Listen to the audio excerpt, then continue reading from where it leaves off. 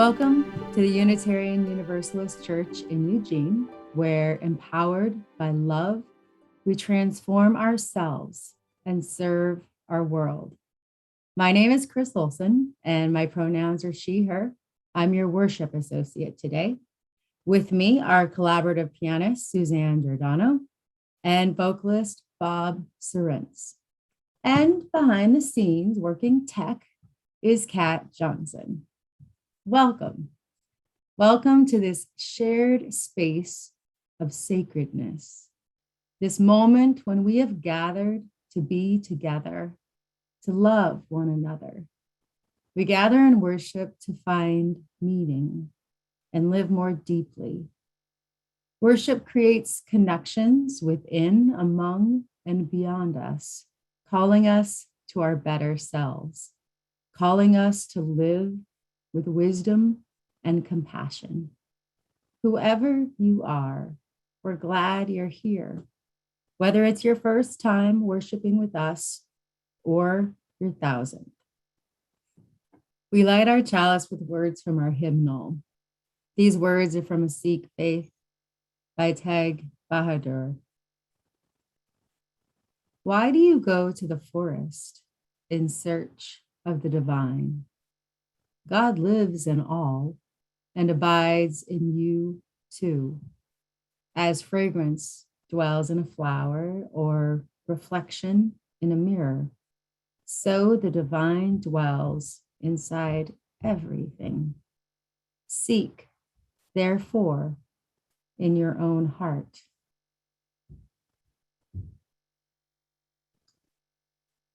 Thank you, Bob, for that chalice song. Good Sunday morning to all of you, especially those who are here for the very first time, or maybe the first time in a long time. We're so glad you're here. You belong here. I am the Reverend Jen Youngsun Ryu, and I use the pronouns she and her. In a moment, we're going to show you a few color portraits on the screen.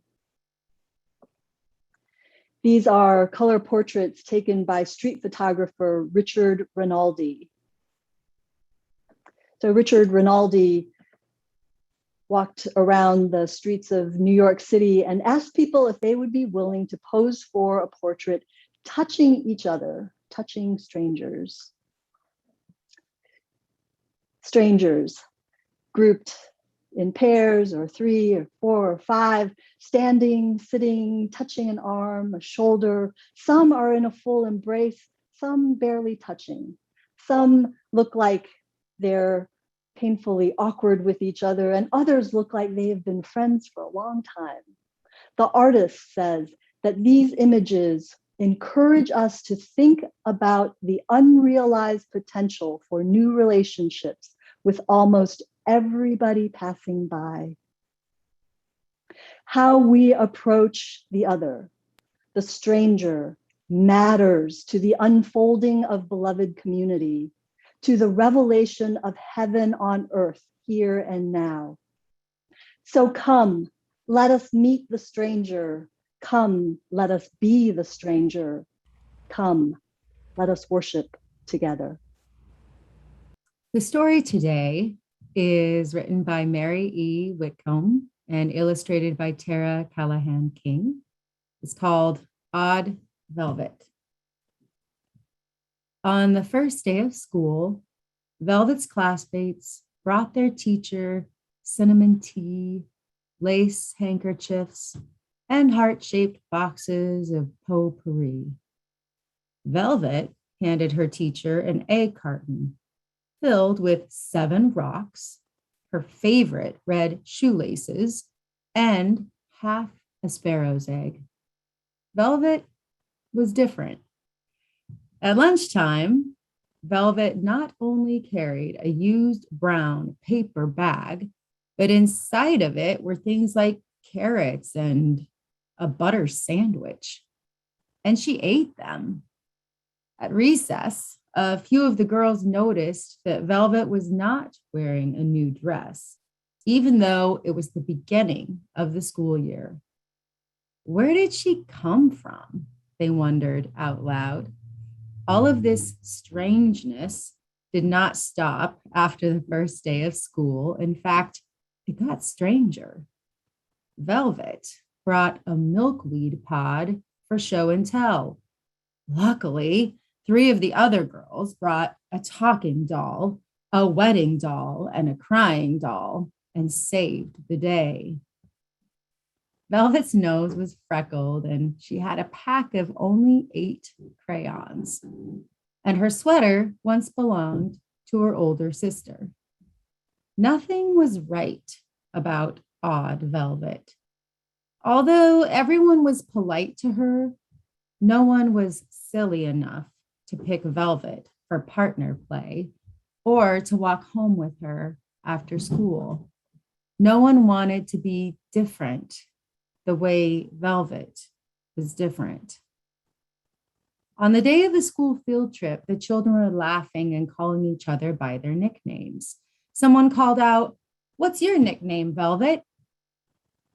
It got quiet as Velvet looked around. "I don't have one," she said. "But my father told me that on the day I was born, the sun was just rising over the mountains, and the outside it looked as though the world had been covered with a blanket of smooth, soft lavender velvet." A few of the boys let out a giggle, but mostly the bus fell quiet. For a moment, everyone was thinking of how beautiful that morning must have been, the day Velvet was born. The following week, a school drawing contest was announced. There was no question who the winner would be. Sarah Garvey had the best markers, the biggest paint set, and more colored pencils than anyone else in the class. When the day arrived to announce the winner, the children let Sarah sit right up front. No one was more surprised than she when the teacher called out Velvet's name. Velvet had drawn an apple. "It's just a piece of fruit," Sarah protested. Everyone stared at the picture. "It looks so real. I'd like to eat it," someone said. "It seems like you could pick it up," another child added. Sure enough, with just her 8 crayons, Velvet had drawn the most beautiful apple the children had ever seen. Little by little, the things that Velvet said and the things that Velvet did began to make sense. The teacher had Velvet speak for 2 whole days about her rock collection. She even had ashes from a real volcano. Still, on the day that she handed out invitations to her birthday party, the whispering began.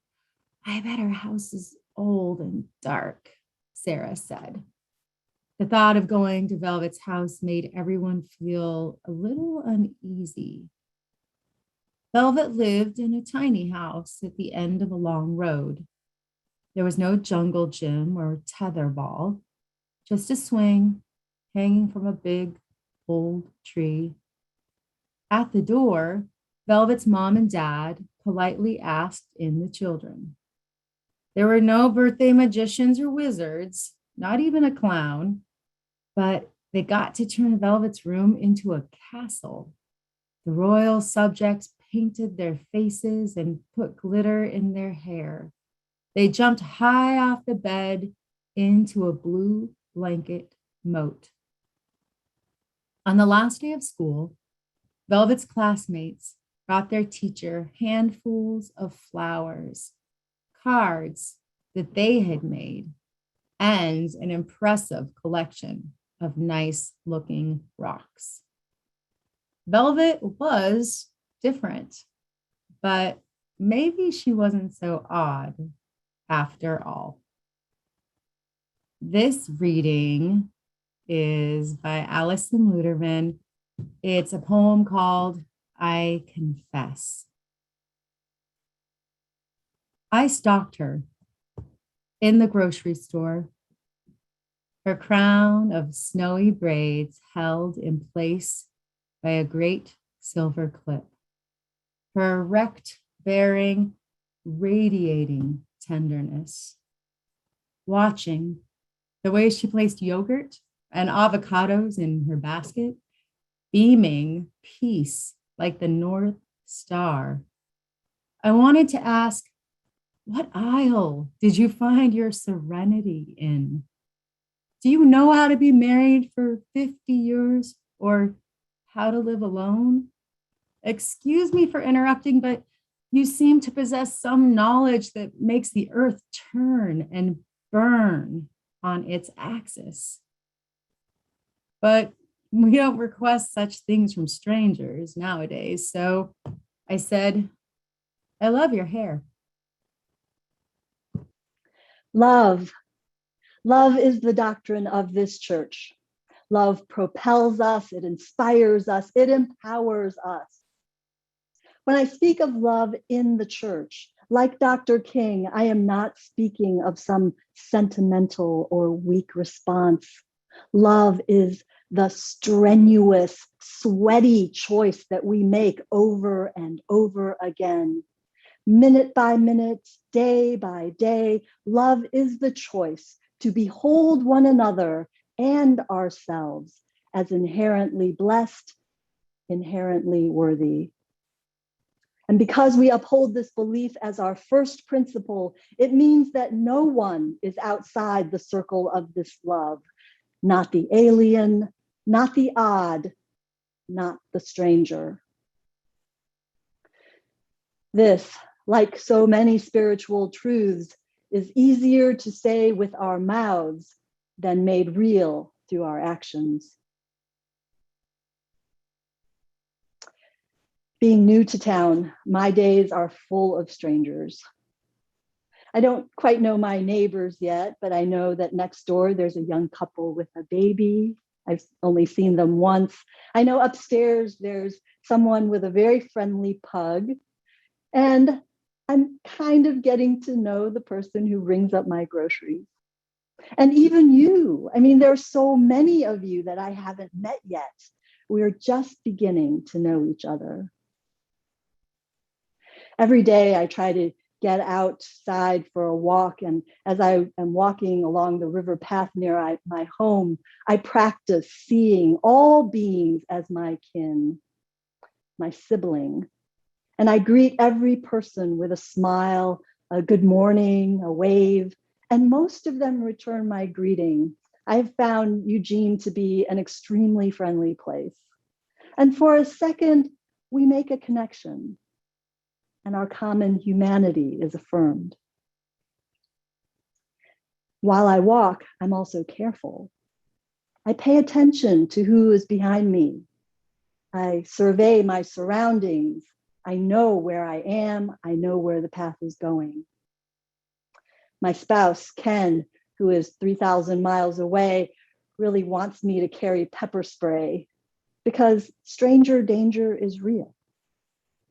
My reptile brain helps me to stay alive, so it is really good at categorizing situations and people into safe, dangerous, us, them. Thankfully, I also have some more evolved parts of my brain that remembers the spiritual wisdom repeated through the ages. Here is the ancient Sanskrit text. It says, "Look upon anyone and say, I am that." And then there's the Zulu concept of Ubuntu that says, I am because you are. And even quantum physics says in its own way that we are all part of one another. But despite thousands of years of collected wisdom, human beings don't seem to be any closer to realizing the truth of our inherent interconnectedness. The poet Alison Luterman, describing the noble woman in the grocery store with her avocados and yogurt, says, "We don't request such things from strangers nowadays," suggesting that maybe there was a time in some vague past when we were more at ease with each other? It sure does feel like there's more hostility and more fear, more distrust, and less willingness to connect with other people who seem too different, too strange, too dangerous. And here, I'm not talking only about physical danger. When wisdom calls us to love your neighbor as yourself, as it does in the Torah, but then you come to the limit of your love, the encounter with the other can feel threatening to our spiritual and moral identity. So here's a short story to illustrate this point. It's submitted by a reader to the Sun magazine. So she writes, one day, a man with broken front teeth and a sad face stands in front of the drugstore as if waiting there. A little boy beside him. The store is closed. I've come all this way out here for nothing. Big drops of rain fall on my new dress and I run back to my car. Ma'am, the man calls, can you give us a lift to Madeira? We've been waiting for the bus for a long, long time. I don't know when it's going to come. Why is he asking me? I have neither the time nor the inclination to help him. I'll pay you, ma'am. No, I can't. I'm sorry. That's all right, ma'am. Feeling lousy, I rushed to my daughter's house to pick her up, and the two of us hurried to the synagogue. It's Yom Kippur.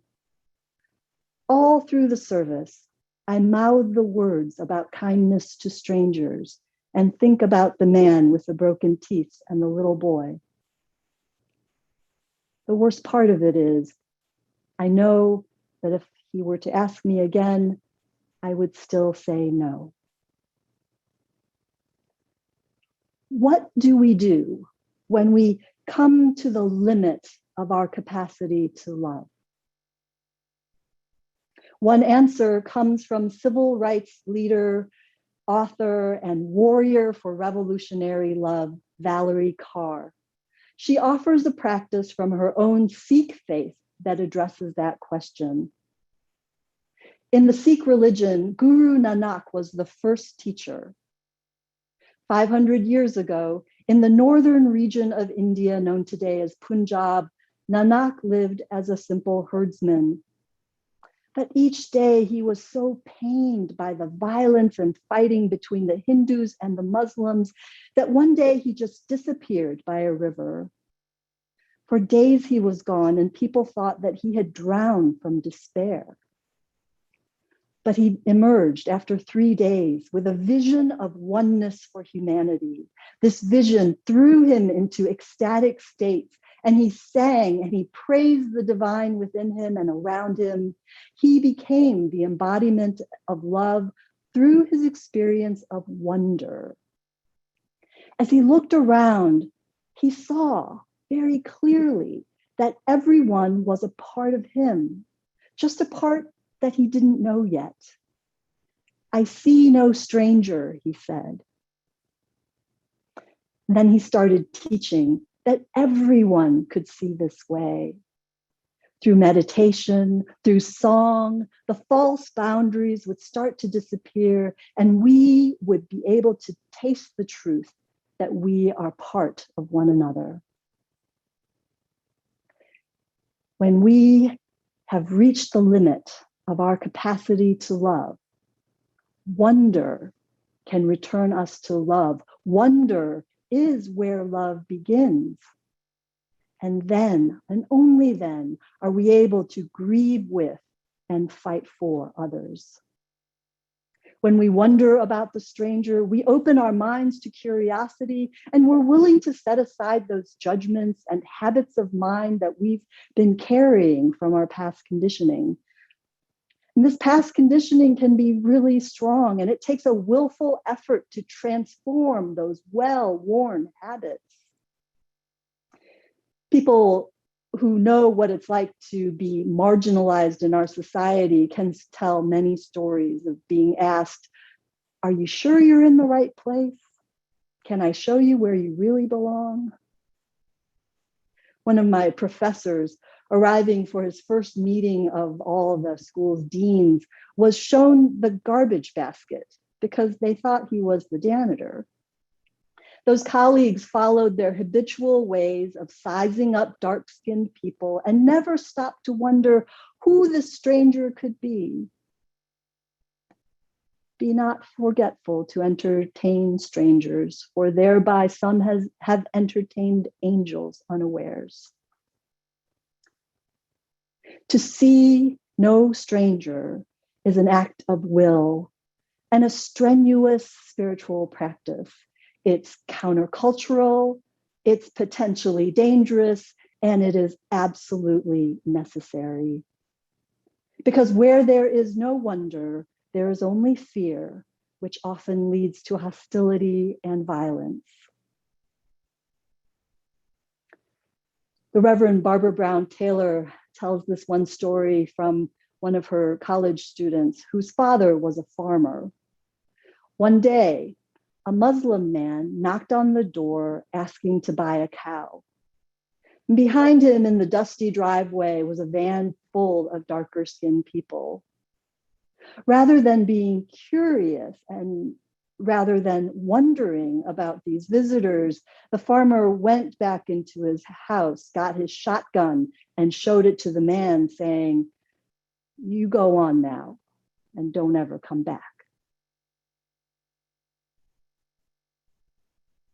Reverend Taylor wonders, I wonder too, had the farmer ever been a stranger himself? Had he ever experienced going outside of his circle, traveling to the edges of his knowing? Had he ever known what it was like to be the other? And how about you all? How often do you travel to the edges of your knowing? When are you led by wonder and curiosity into new, different, intimidating groups of people? You know, coming to church can be like that. Even joining a Zoom call like this, if it's your first time, you don't know what it's going to be like. Will there be 10 people? Will there be 100? Will I be noticeable? Can I just turn off my camera and hide? A few years ago, I was visiting my parents in Ohio. At that time, they were not happy with their minister and they were taking a break from church for a while.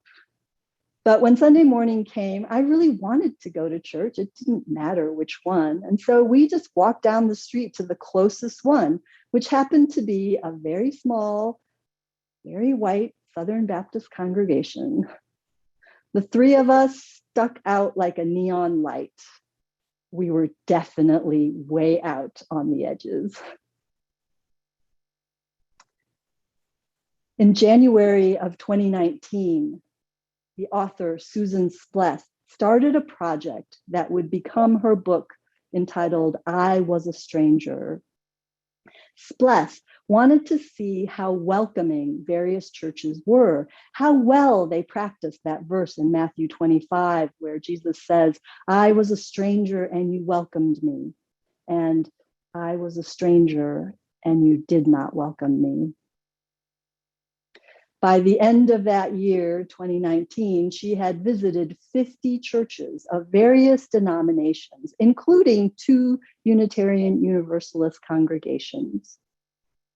In several of the churches, her pewmates hugged her, spoke to her at length before and after the service. They said hello, and several different people spoke with her.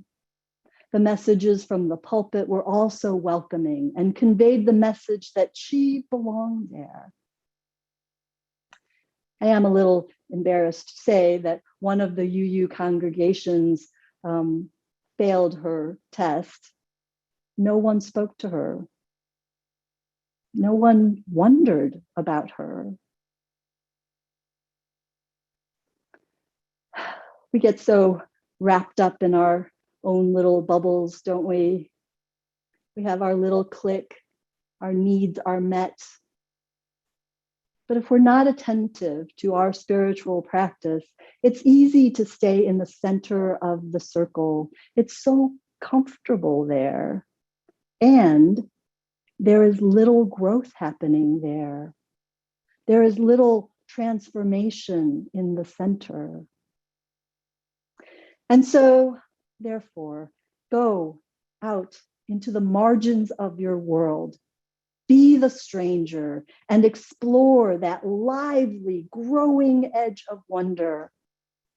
Make the choice, minute by minute, day by day, to love your neighbor and to see no stranger. Amen. Ashe, and blessed be.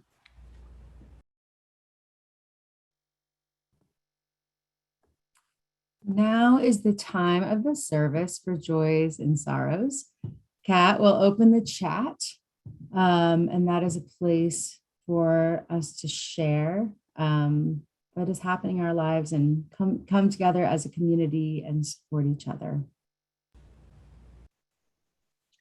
I got all caught up reading the chat. I hope that you also had a chance to read through such a rich life in this congregation. So many transitions, so much hope, so much sadness, so much gratitude, so many furry animals, just a really rich community life. Whether you shared in the chat or are holding your joys and sorrows a little closer to your hearts, may you feel the blessing of this community. Let us pray. O Spirit of life and eternal source of love, we open our hearts to the wonder of this very moment. Life feels complicated right now.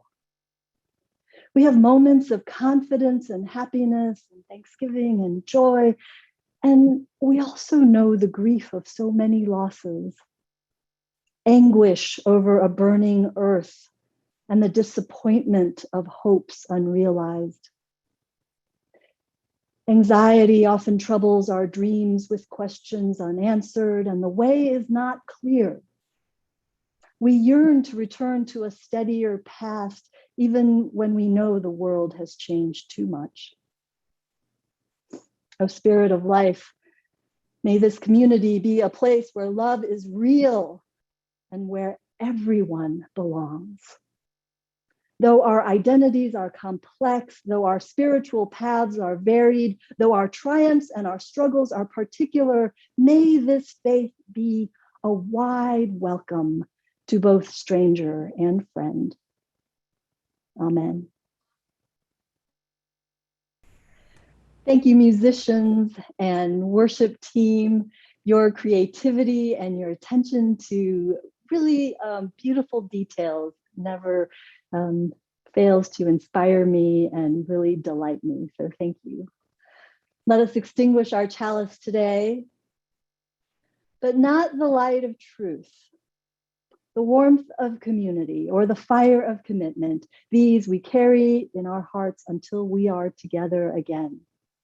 Next Saturday, let's come together in the same space and the same time as we lift up the stories of people fighting ableism at the intersection of multiple oppressions.